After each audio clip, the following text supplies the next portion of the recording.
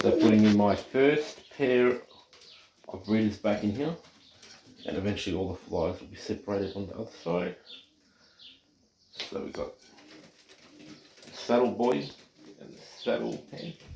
I'm pretty sure they'll get paired pretty quick. They used to be paired not long ago, a few months ago. Created two nice, amazing saddles, probably the best saddles looking wise.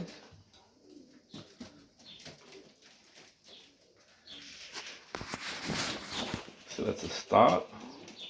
And then this is the pair that was making me straight reds. Crazy, massive hen. And that boy there. So I reckon a day or two and that's it.